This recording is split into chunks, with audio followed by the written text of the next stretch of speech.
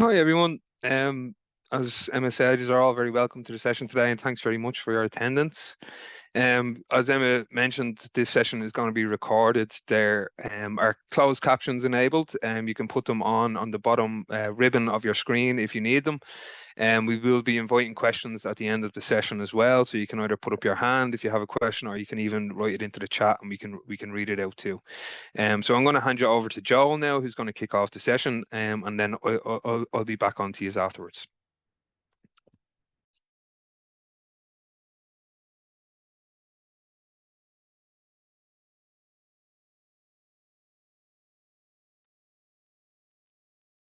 Okay, good morning, folks. You're very welcome. I'm just trying to say it's fantastic to see so many people here today, and I know we'll be speaking to some more society members through the recording as well. So just to start off, if you have any questions throughout the session coming up from any of the slides to go through, please do pop them into the chat. We'll get to them at the end of the presentation. If you have any issues with seeing or hearing the content, please let us know as well. But to start us off, I suppose just to introduce yourselves and kind of the purpose of today's session. My name is Joel Mc Keever. My pronouns are he and him. And I'm the Equality Officer in Trinity's Equality, Diversity and Inclusion Unit. So I work with my colleague Seán Adderley in the Trinity Inclusive Curriculum Project as part of a web of different services, offices and professional staff who support an inclusive environment and an effectively inclusive environment at the university. So the aim of today's presentation really is not to get into very deep detail on any of the complexities or any of the specific cases, that might kind of have a kind of touch on equality and inclusion, but more to give you an understanding as someone who's involved with a society, be it your first time on committee or in a society, or be, if you're later in your studies, an understanding of where societies operate and where your activities operate in the kind of the wider tapestry of the Trinity community. So to start off with, why do we do this? Why does an EDI unit exist, and why do we focus on it? So in terms of a kind of a founding principle or a starting principle for our work, the current university strategy, which guides everything that we do, the 2020-2025 strategy, commits to make equality, diversity, and inclusion a cornerstone of the ethos and practice across all aspects of college life.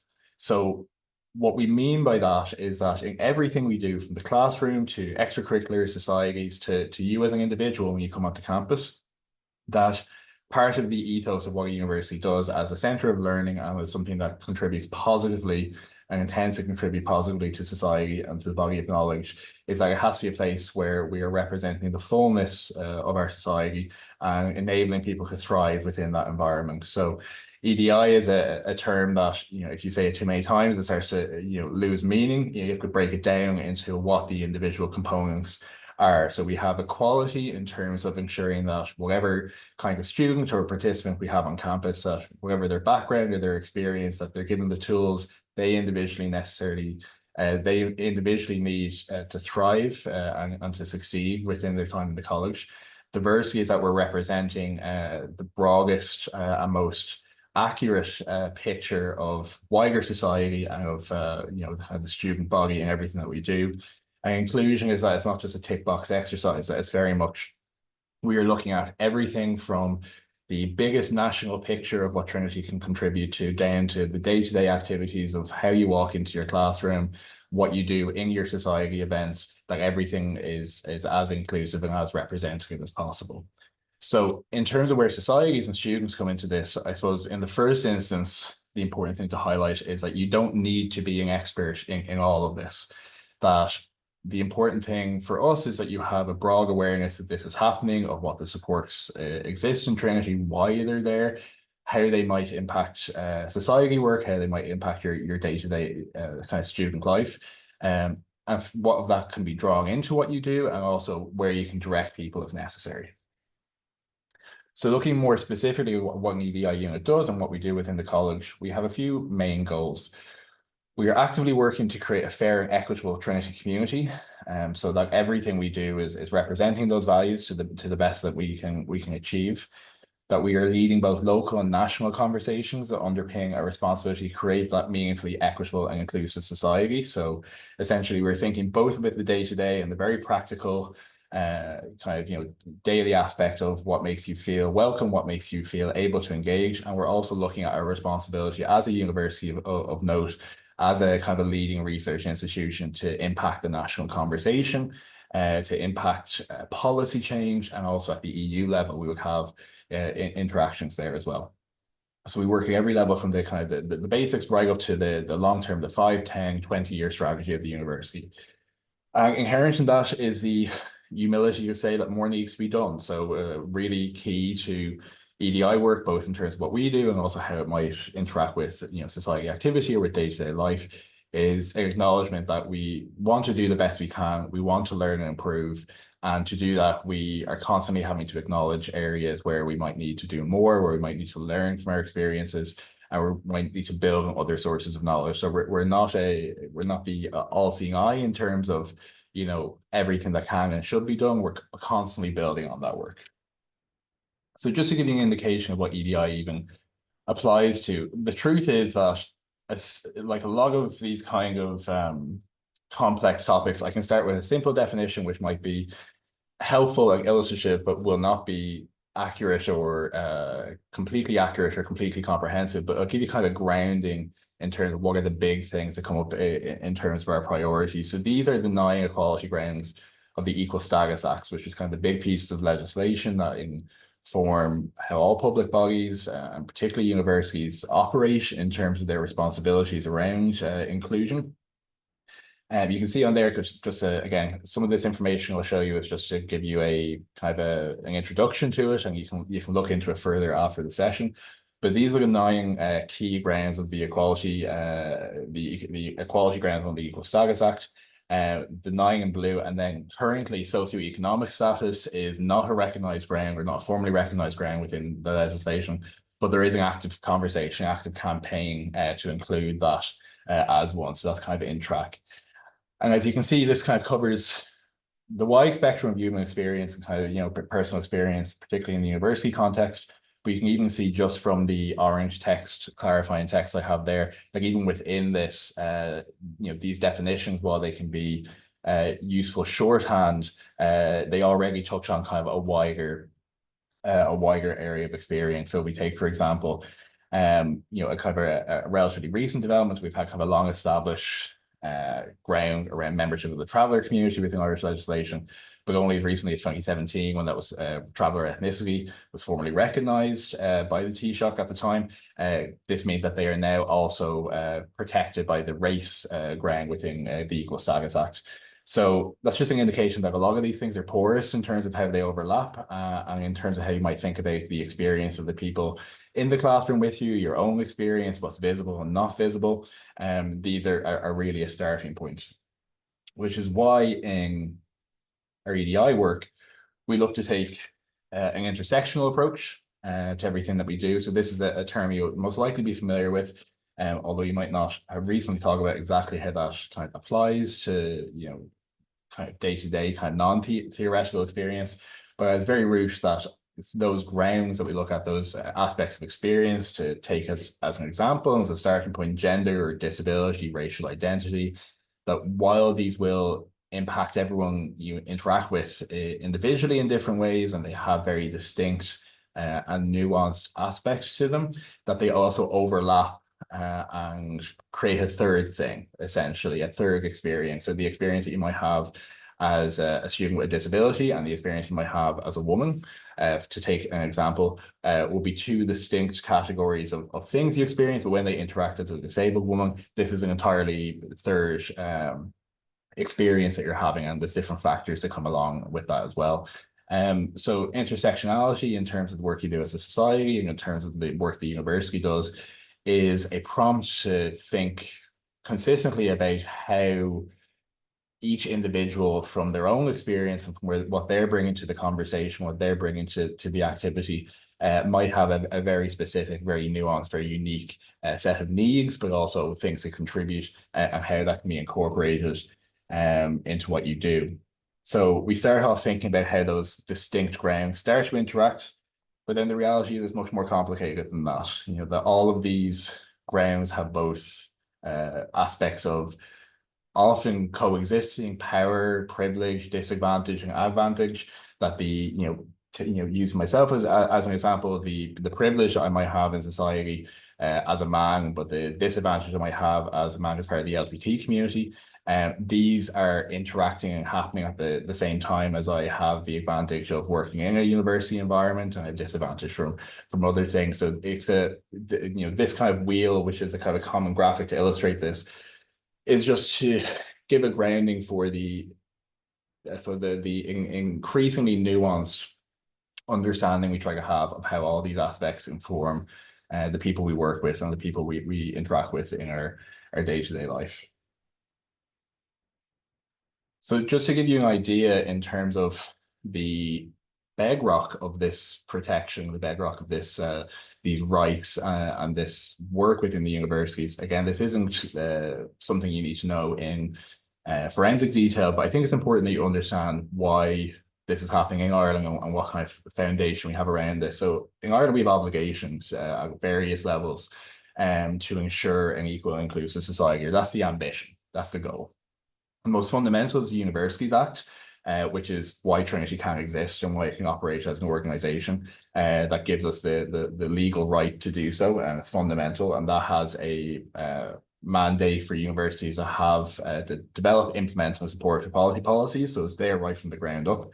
The Equal Status Acts, which I mentioned, cover all those 9 grounds and broadly protect and support anyone who is experiencing discrimination and to prevent discrimination. And that applies not just to students or staff within the university. The vast majority of these equality provisions will apply to anybody who walks onto campus, anybody who interacts with Trinity, anywhere Trinity is happening. This is applicable, and particularly in terms of a lot of things to do with EDI and equal status.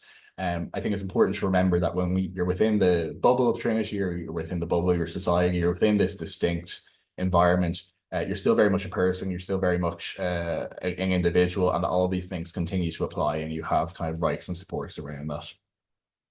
And the other thing I'll highlight from this, which I think is relatively new to people and really key in terms of the strength of our support for students and the strength of our obligations as a university, is the public sector duty, which is a few years old now.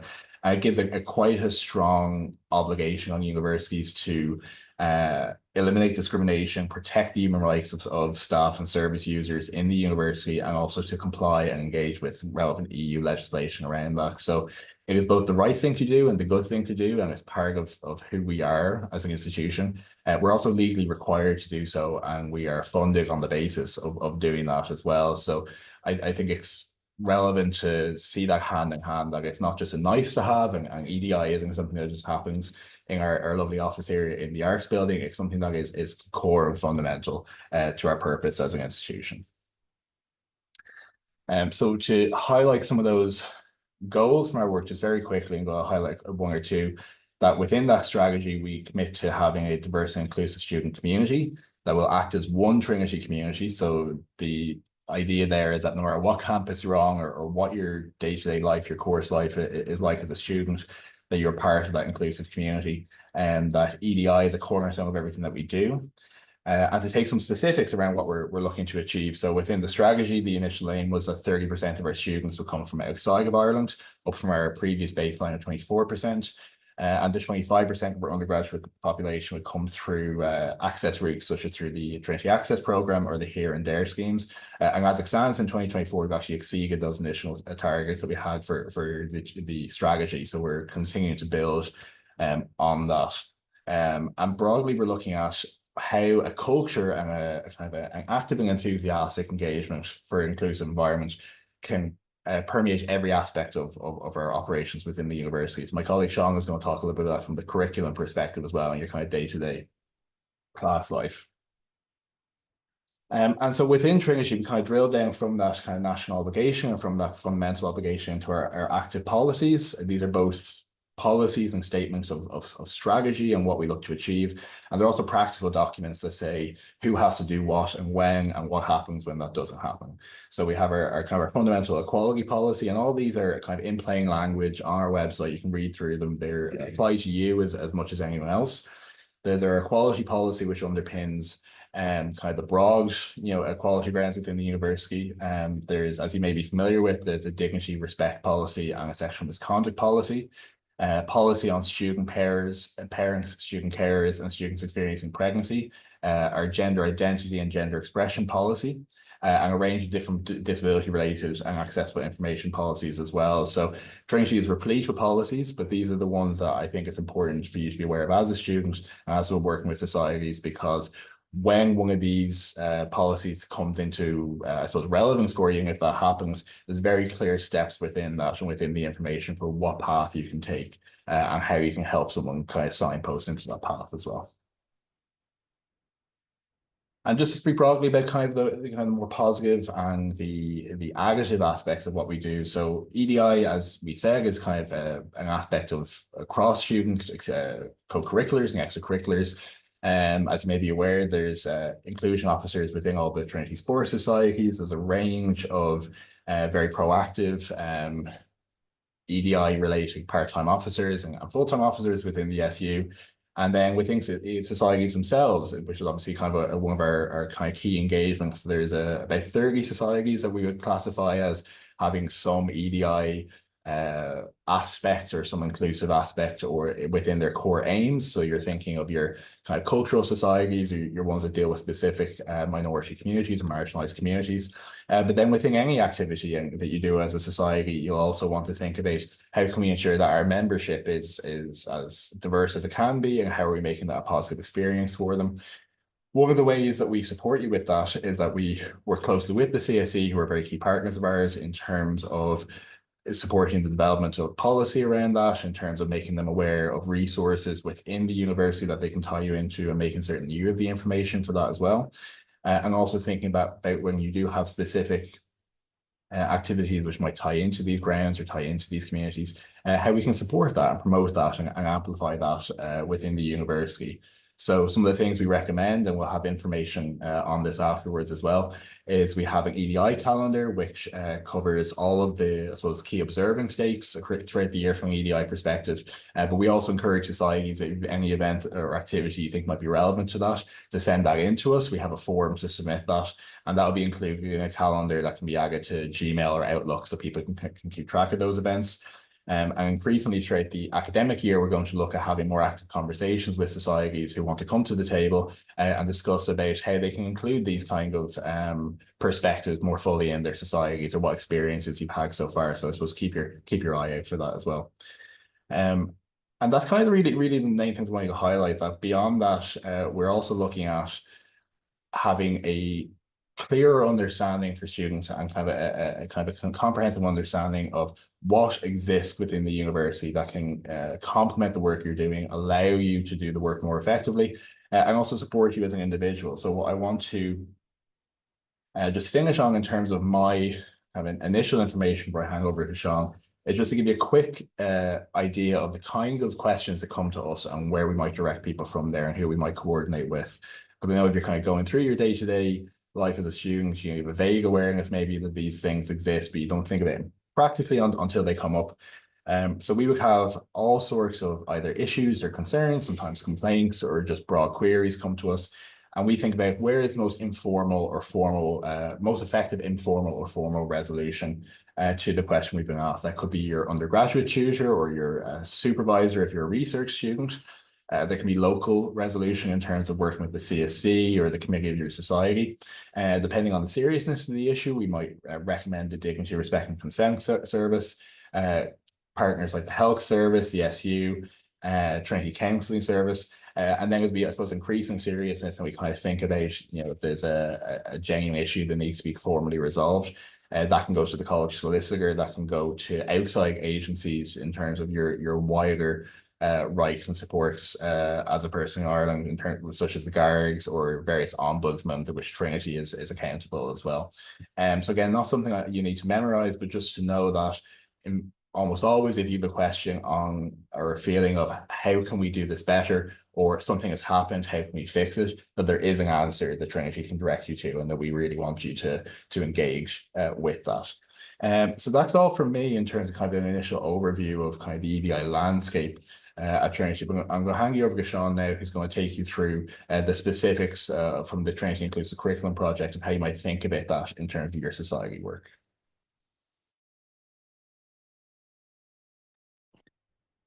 Thanks, Joe.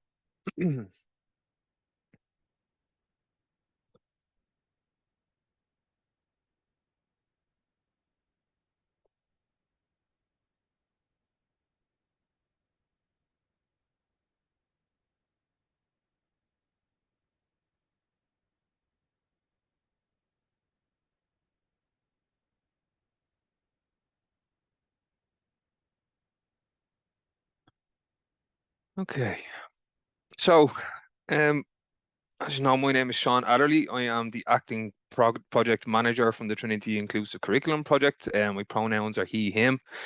And as Joel mentioned, I'm just going to be talking to you today a little bit about what the Trinity Inclusive Curriculum Project is, but then I'm going to get into some practical kind of practices that you can take on board and implement within your societies in order to, in an attempt to make them more accessible and inclusive.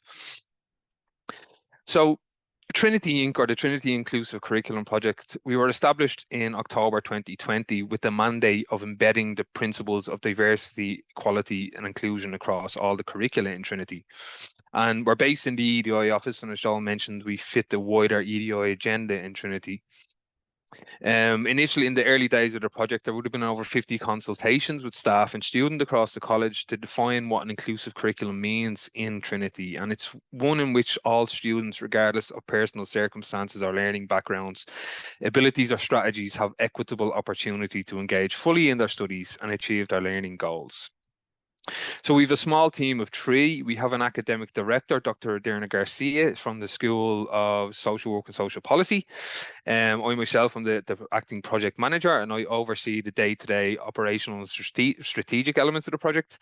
And then we have a student partner liaison, Jane Ikage from the School of Law, and Jane coordinates the student activities with the project. So the way we work is that we work closely with academic staff, professional and service staff across the college in order to equip them with the skills to implement inclusive practices. We also work with students really closely through our student partner program, and that's our way of hearing about students' experiences of inclusion and exclusion within the curricula in real time. And that information then allows us to kind of inform the direction and priorities of our project overall.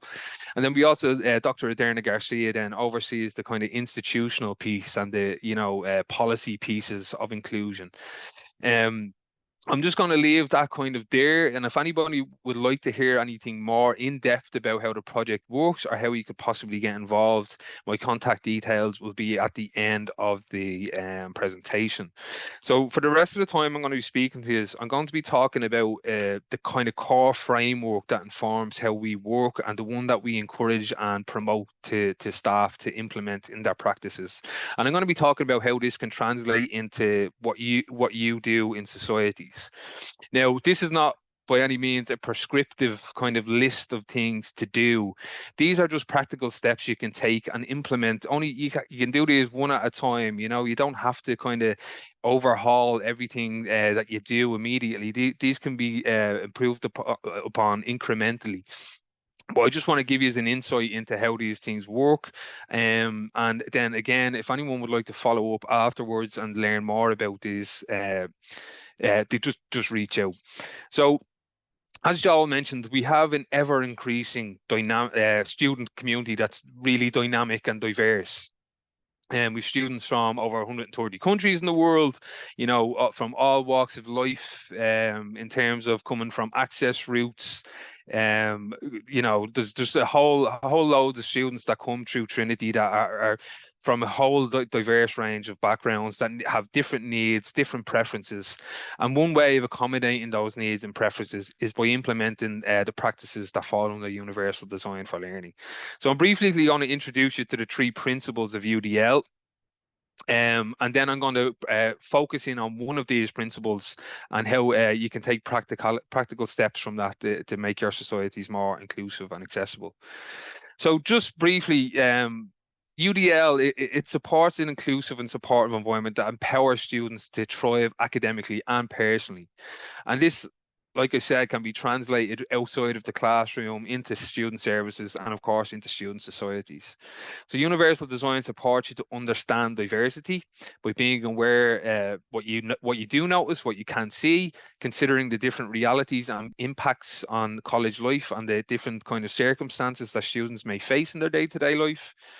Being mindful of different backgrounds, norms, and expectations by explaining jargon, expecting different expectations from students too. Promoting agency by encouraging feedback and how students can give you feedback, so how students can kind of interact and express how they feel about how the practices have been for them. You know, have they kind of suited their preferences or needs, or is there something else that can be done that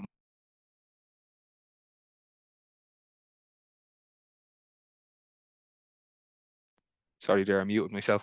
Make it a little easier for them to engage with the society, and committing to ongoing inclusive practices by accepting that inclusion is a journey, and sometimes discomfort and relearning is required in order to achieve these aims. So universal design for learning is broken down into three principles. So you've multiple means of engagement. And you do not have to study this or learn it in any sense. I'm just giving you an overview of what the framework is. And as I said, you just want to learn more, you don't hesitate to reach out. So firstly, we have the multiple means of engagement. And this is offering choice and flexibility to stimulate and sustain motivation and enthusiasm for engagement, and Trinity, of course. So, but you do this by explaining processes clearly, content being really clear and concise, considering that there's diversity amongst the students that you may be interacting with, and also managing expectations too. There's multiple means of representation, and this is the principle that I'm going to kind of hone in on today. So this is presenting information on different ways to support access and understanding. So sharing accessible content and ensuring that clarity is really key in how your content is discerned. There's also multiple means of action and expression, and this is offering the options and supports to everyone, so they can create, learn, and share their knowledge and understanding. So this is different ways that students can engage and communicate. So by allowing students mechanisms to give feedback for improvements, things like that, they can be really, really encouraging for students to engage. So they're the three core principles of universal design for learning, and fundamentally it's about offering choice. So it's about offering things in different formats, flexibility, and alternatives. So what I'm going to get into now is multiple means of representation and presenting accessible information and content. So again, this is just about diversifying how you present your information from your society. So multiple means of representation then. So this is the what of learning. So this is how students deal with incoming information. So if you have a look at this cartoon here, there are two children, each assembling a model airplane. Both have speech bubbles. The little girl is looking at the instructions and thinking through the steps that are needed to take. Step 1, assemble part A to B. Step 2, glue these pieces separately, etc. The little boy is picturing an airplane in his mind, and they're both smiling. So this image is representing is the different needs and preferences that individuals have when they're obtaining information in order to achieve a certain goal or end. I myself could be either of these. I sometimes need detailed instructions to reach a goal, but sometimes I can often see the end piece in mind and just kind of intuitively figure my way there. But it's just a representation of how we approach things differently, how we absorb things differently, and how we like to express things differently. So in that, I'm just going to kind of walk through different steps. So I'm going to break down, how language and links can be presented. I'm going to break down kind of how headings should be structured in information. I'm going to be talking about alternative text on images, voiceover for videos, captions for videos as well. But I just, like I said a few moments ago, these are just things that you can kind of take into consideration, and take small steps to implement these things in your societies. And by doing that, it just broadens your kind of net of inclusivity and accessibility. The more you implement these little practices, the wider your kind of reach is in terms of who's included within your society.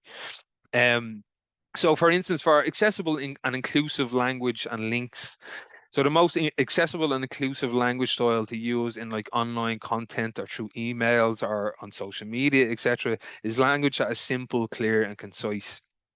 So we have something called easy to read guidelines that are available online. All you have to do is type them into a search engine, and you can kind of come across these guidelines, and they show you how to break language down into clear, concise formats and present it in a way that can be understood, by everybody. So that's like people with intellectual disabilities, for instance, people that may have dyslexia, students that may have English as their second language. This approach can be really, really helpful for students to comprehend the information that they're receiving. Also, when using links, like for example in emails, it's always good to avoid using whole sentences or paragraphs. So be concise and descriptive, and avoid using kind of click here in your links as well. So usually, this example here, do you see the link on the easy to read guidelines? That's an accessible and inclusive way to add a link into your text. And just to note as well that all the kind of tips I'll be giving you here around accessibility, they're transferable over, most platforms. So through email, your kind of MS Office, social media, or on website platforms too. So I just wanted to note that these things can be implemented in lots of different areas. Headings are really important thing to keep in mind when you're presenting information as well, particularly in MS Office documents. So following a sequential heading structure is a key element of accessible digital content. So appropriate headings and subheadings aids general comprehension and is crucial for those using screen readers to navigate the content properly. And also you should avoid using untagged PDFs. So you can adapt your styles and needs and your preferences as well in this, but it's always good to have a appropriate heading structure, and particularly for those who use screen readers, as it really aids comprehension. Fonts are another thing we should keep in mind when we're presenting and creating material. So usually you would opt for a font that's called a sans serif font. So sans serif means that there are no decorative strokes on the end of the letterheads. Popular sans serif fonts are Calibri or Arial. So if you see Trinity Inclusive Curriculum here is written in Calibri, but then we have one below it, and this is a serif font. So serif means that there are decorative strokes on the letter ends. And one example of that popular kind of serif font will be Times New Roman, which is written Trinity Inclusive Curriculum Project there. But if you see these kind of decorative strokes on the ends of the letters, they are in fact inaccessible. They can be difficult to read for people that may have a visual impairment. So we do encourage using a sans serif font for all your materials. Trying to emphasize information in content as well. So there is only one way to be accessible when you're emphasizing anything in text, and that is using bold function. So italics are difficult or impossible to read for people that are visually impaired. Underlining text can often be confusing, as we know, it often represents a link within the text. Highlighting or color then cannot be seen by everybody and will not be emphasized by a screen reader either. So if you are using color, it's recommended that you use these simultaneously with bold. So if you're trying to, we just say kind of be bold if you want to try and get your point across through your text. Color contrast then is another really important thing to take into consideration when creating content. So the difference between the foreground and the background is what the color contrast is.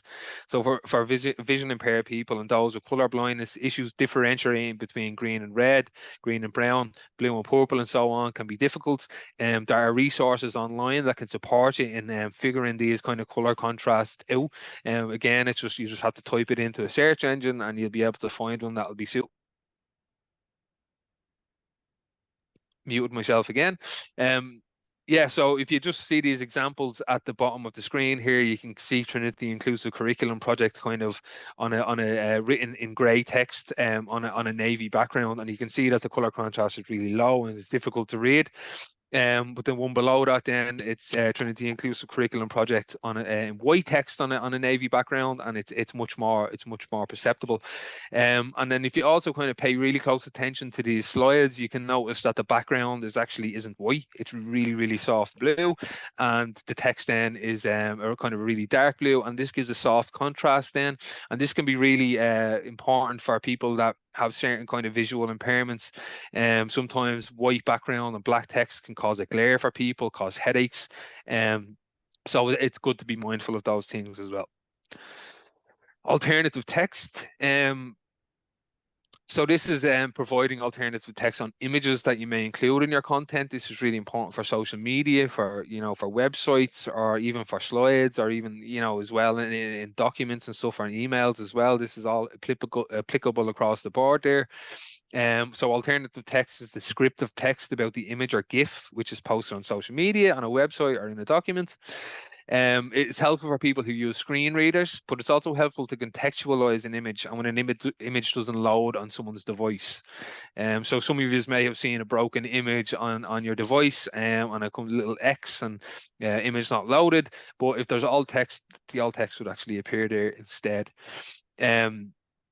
Alt text is really crucial, as I mentioned, for people who use screen readers, but it's also kind of important for people that may have intellectual disabilities as well, because it can help them kind of understand what to contextualize the image and understand it a little better.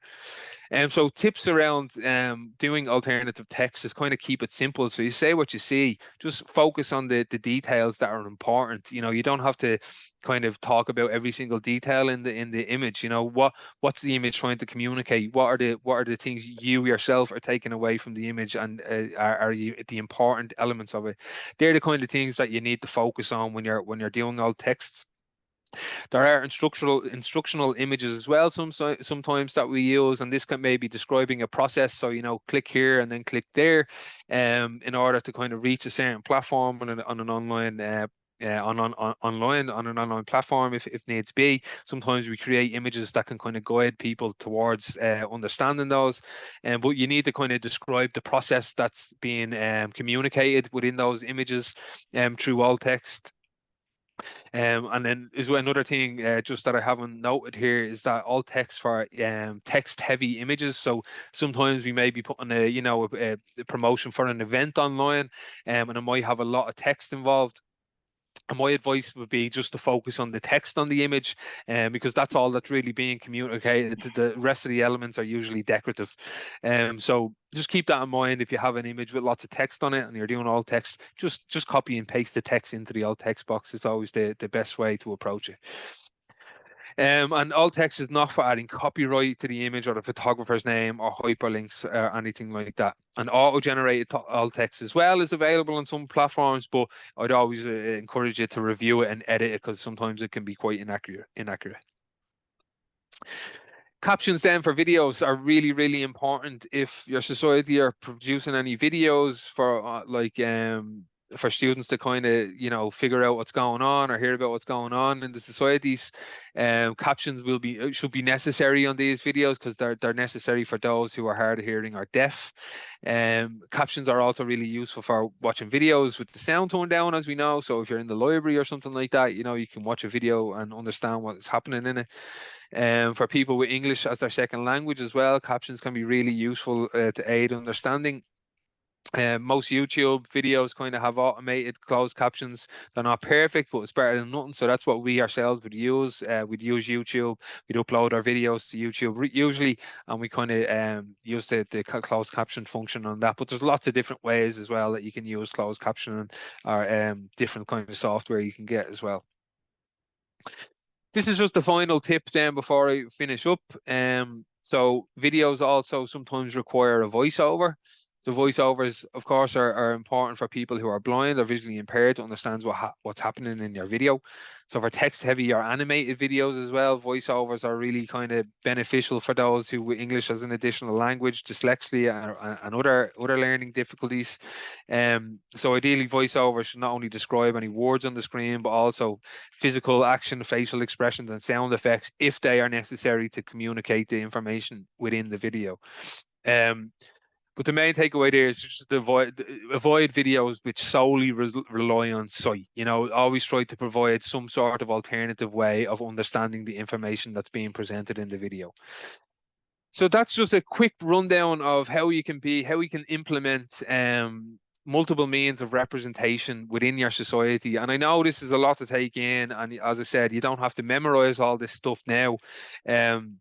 If this is something that you're passionate about implementing within the practices of your society, I would encourage you to reach out to us, to visit our website, or even just go on your own kind of accessible journey. And you know, because you can find all this kind of information online as well. So that's it from me, and we would like to invite you any questions or thoughts that you may have. Yeah, thanks.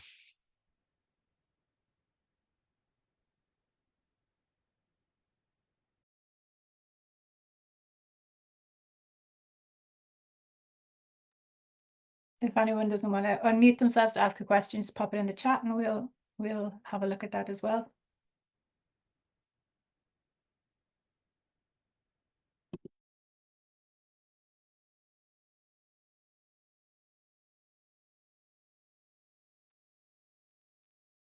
Hi, Alison. So thanks for your question, which was what is the form to submit events? So that's on the Equality website under the EDI calendar. But what I'm going to do is I'll send it on to Emma so that they have it, and I'll also I think I sent it during the summer to all the kind of cultural societies and EDI related societies, but I'll resend that now that the term is starting as well. But if you want to look it up, it's on the Equality website under the EDI calendar. There's information there.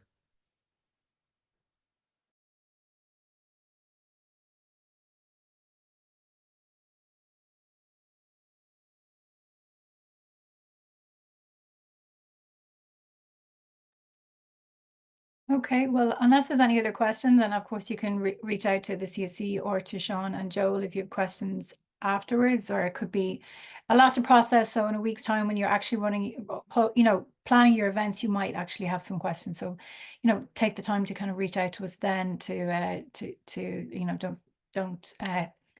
don't feel like you need to hold back, but I will send everything, all of the slides, the recording, and any of the links that the guys mentioned there in an email along with this, the training sessions that have happened so far this week to everybody, if not today, definitely by tomorrow, so you can review everything. And yeah, good luck with planning for the year ahead and for Freshers Week. And thank you, Seán and Joel, as well.